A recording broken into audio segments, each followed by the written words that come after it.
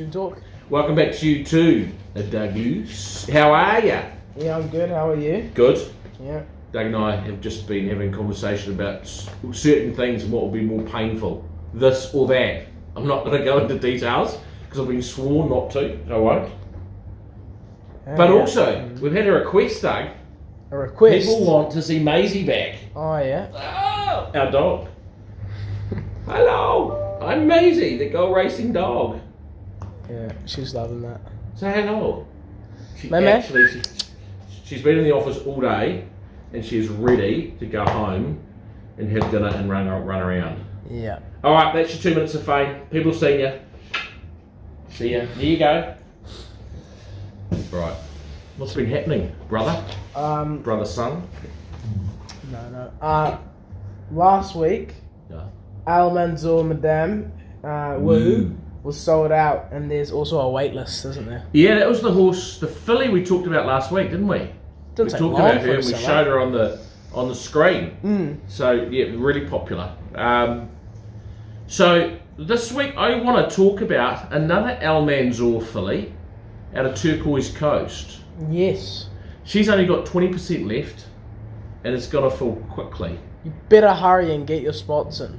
So she was actually the first horse we bought at this year's sale by Almanzor, who has got the favourite in the Group 1 this weekend. He had another winner as a 2-year-old in Melbourne last week. He's had a fantastic start to his career. And out of Isabel mare, Turquoise Coast. And this filly, Chopper's got her walking around in front of us somewhere, looks like Isabel. If I pulled her out and said to you, this is Isabel, you would say it is, and you'd take a share.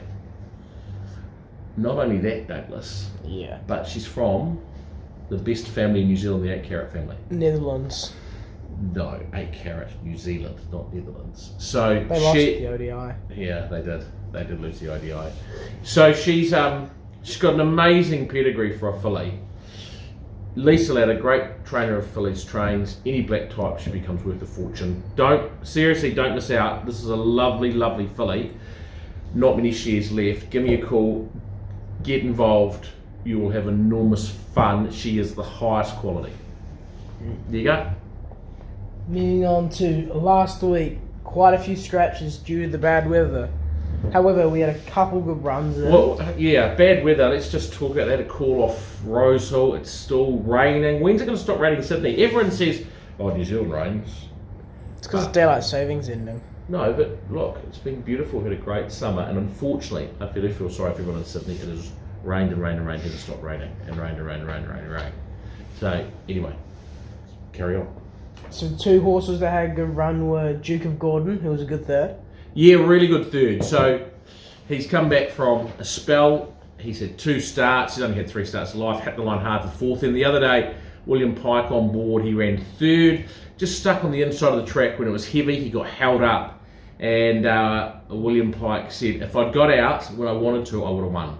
So he's going really well. And he is this close to breaking through for his maiden victory. And then the other horse that had a brave run was Mighty Wood, who ran 6th in the Group 1 Tank Stakes. Yeah, up to Group 1 weight for age. Incredibly brave. 3 wide the trip without any cover. In the open, hit the front. Fought so hard. It was such an enormous run for him.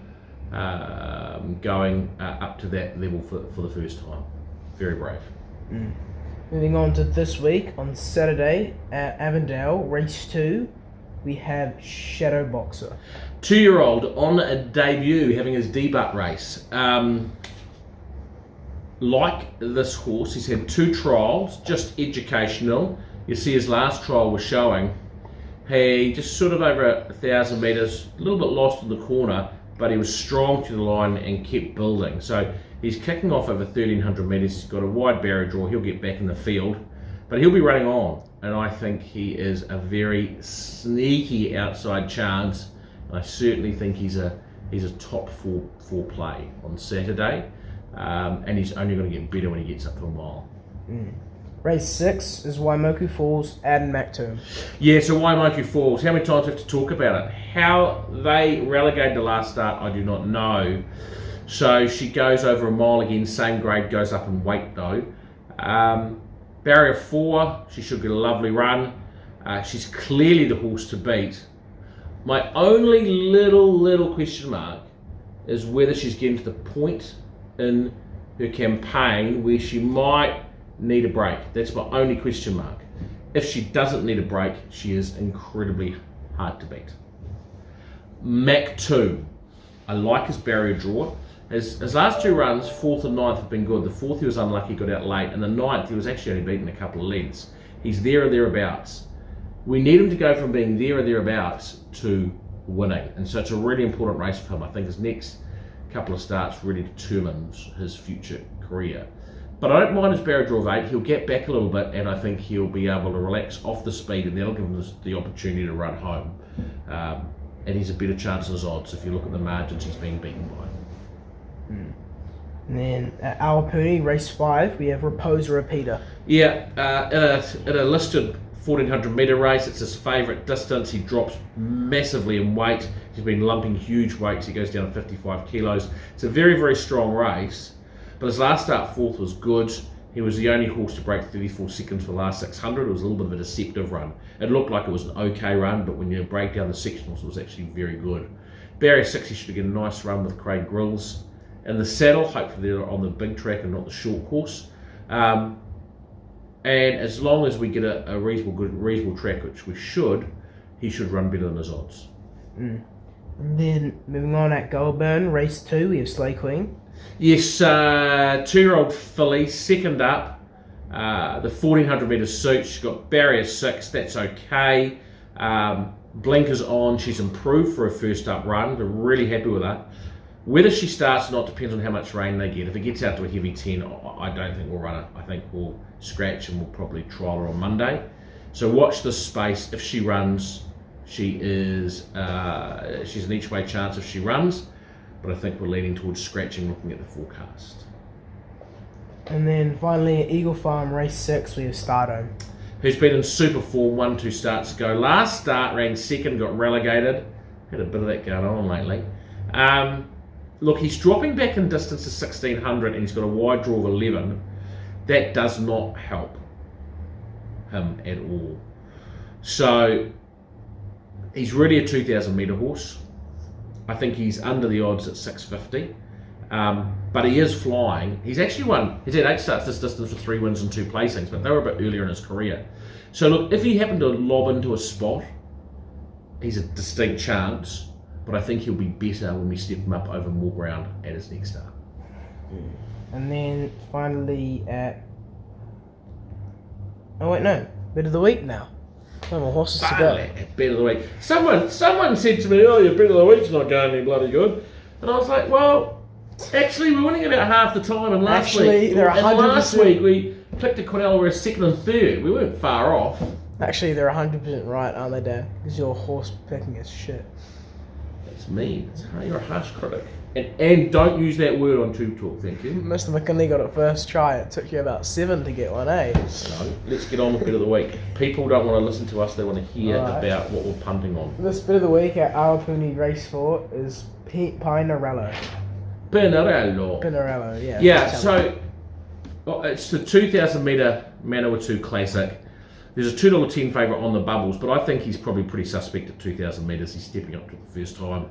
There's a lot of horses in there which are either suspect on class or suspect at the distance. He's neither.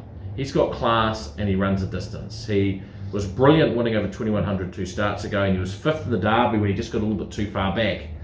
The only concern is whether or not the Derby's knocked the stuffing out of him. If it hasn't, and I presume that they're running him because it hasn't, then he ticks all the boxes. He's got the class, he runs the distance, and I think he's $7 into 6. I still think $6 is way over the odds for him. I think he's a great bet, great each way bet at $6. Pinarello is the bet of the week. That includes TubeTalk, doesn't it? That includes TubeTalk. Give me an email, get involved in that Turquoise Coast filly, and we'll have a lot of fun. Bye. Ground on the rails inside the 300 and on top moved up on the outside at Too Much to Bear. Mighty Bill is quickly on the scene now, and Mighty Bill pounced and shot clear inside the 175 from Too Much to Bear. No Compromise darting up the inside. Great House is staying on, but Mighty Bill, different class in the Parramatta Cup. That was very cosy. No Compromise second.